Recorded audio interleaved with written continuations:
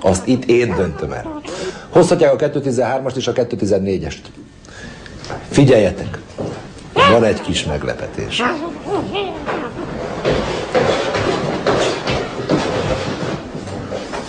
Na tessék nyugodtan belekezdeni.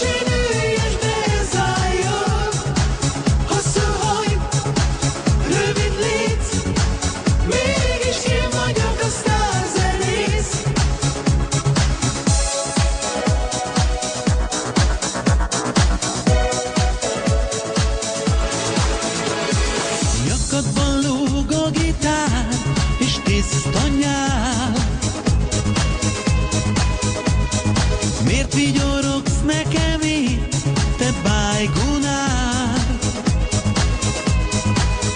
You're csak ifjú